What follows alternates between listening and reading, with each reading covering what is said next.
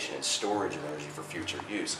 So we don't, our ideology, in order to stay with our Taoist principle, is not just to use all the energy and then you know, you have a short life. Yeah, it was fun, right? But then, hey, you didn't have time to gain wisdom and really grow into your life. You might have had a ball, you know, in the time, but you burn out, right?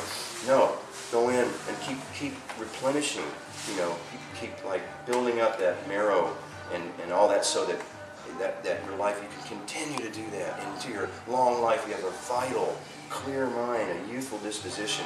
You're attractive to the opposite sex, and you can actually have enough time in this life to attain wisdom. You know, so this is a formula that is extremely profound. There's herbs in there to tonify and build up the kidney. Those herbs are Hosho Wu, prepared Rehmannia, my namesake herb, Rehmannia. These are herbs that are said to store energy for long life, and healthy children, our offspring, our children, how healthy are they going to be? And you know, we're facing a lot of onslaughts out there. We want our children to be resilient against that. So we go in with these herbal herbs and we take them.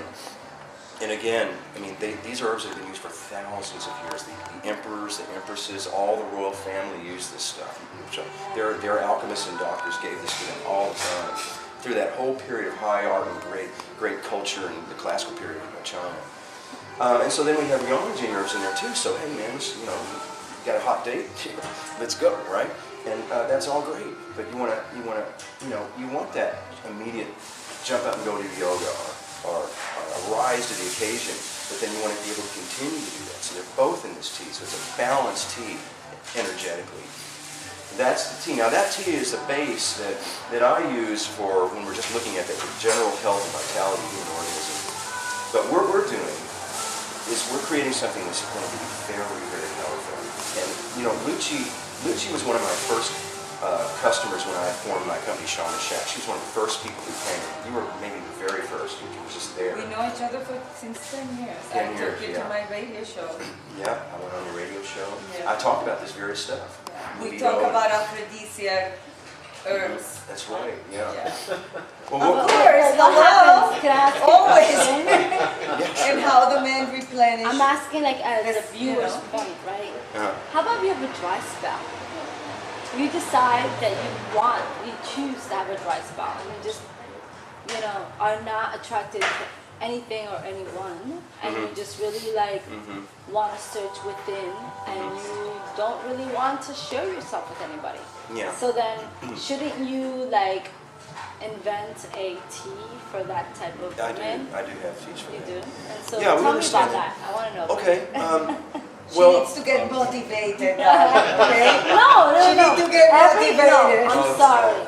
No matter how sexual you are, everyone should have a moment where they want to keep themselves to themselves. absolutely. That's true. You know? Right, that's true. Yeah. Well, long ago... You don't always have to Right. share yourself. That's Why? right, that's right. You know, You know? long ago, we don't know exactly when, but Homo sapiens showed up about 100,000 years ago, very recent. But at some point in those early days, women developed what we call a cryptic ovulatory cycle, where the man does not know when the woman is ovulating. Now, when other animals ovulate, the male knows, and the males come from miles around. But the female human at one point decided, hey, wait a minute, I wanted to keep this, I don't want everybody being able to smell my pheromones of ovulation. I want to be able to choose when I decide to have my baby. So the idea to choose when your cycle was ready, and then you go through these monthly moon cycles, especially the first half of that moon cycle is definitely a time when you want to go within.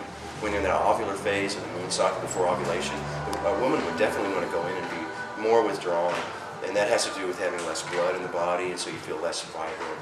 And definitely there's a time when you want to go and be a monk in yourself. Right. You know, the men are kind of driven all the time, you know, just like to inseminate, spread their seed, right? And but then again, it comes to how we judiciously use that power again too. But I do think that some of these energies of the fertility dance, the interaction between the sexes, has been fractured by modern society. A lot of the Moors, fears, and hormonal disruption from pollutants. So we don't know our sexual orientation sometimes. I mean, so many people now are having their sexual orientation fractured by all the hormones and everything. And so I see the fertility dance as being in choppy waters. I mean, it's like in a kind of Very a precarious, challenging. challenging place. I see, especially for women, I think. Yes.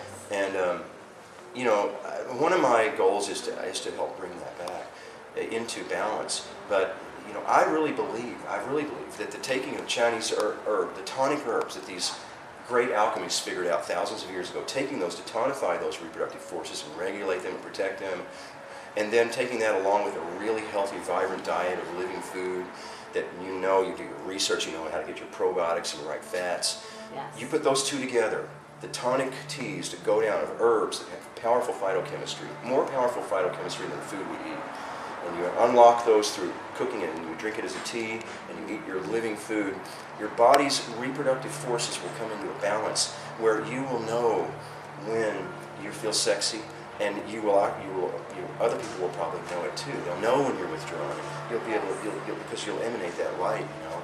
But usually, when a woman is in a good reproductive health at ovulation, it should be sort of like a little light bulb goes on. She starts to shine, and you feel like going dancing. You got a major glow going on, you know. Wow. You want that, Yeah. you know.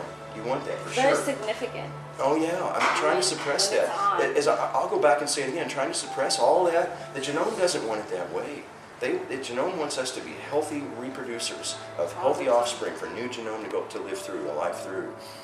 And that's partially why we're here. The drive to reproduce is more powerful than the drive to eat from almost all organisms. But we do have the advantage of choosing when, or women do, human women have the advantage of choosing when they decide to do that and being able to hide their fertility cycles from the men and keep that to themselves so they can have a little downtime. Because men do the same. It depends. It depends. Well, when they're like you said earlier when you started speaking, or you said that like when you're, you know, training, men withhold themselves. Like they're better off that way. Yeah, they are. So it's like in a sense, women do the same. Yes. You know, when they feel that they're in that place where they just really need to like seek within and Right. be within themselves, Right. hold themselves back, and Yeah. just know when to do what you need to do. Yeah. But it's so healthy for the spiritual sense, in a spiritual sense, to like just be within yourself and not feel like you need to give yourself to anybody. Oh, sure. You know, it's like, and I think men will do the same thing. You know, Yeah. but men are so different from women, so we can't even try to like, you know, Yeah. in Well, so many ways. the male organism, I mean, if I may sound kind of blunt, I think it's just designed, our reproductive system is designed to just be an insemination system. It's ready to go pretty much all the time. All the time. A guy who's healthy and vibrant, he's ready to go all the time. Even if you're 70 years old. Yeah. The longest living Well, man I don't know documented. about that. No, the longest living man documented to live was 275 years old. 272 years old, the longest living man. 272 years That old. was a long time ago, darling. No, he died in 1932. His name was Li Qingyuan. He was. Oh a- wait, that he was a- 1932? Yes, but he was 272 years old. Okay. And he was in China. He was in my lineage. He was an herbalist, and he lived in the woods his whole life. And he came down into Peking to get some supplies, and someone saw him and said, "Whoa!" And they started to, and a film documentarian started filming him, and they traced his family lineage back to, he was 272 years old.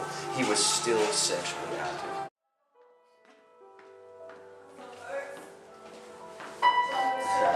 So thanks. Thank you. Very good. All right. Nice.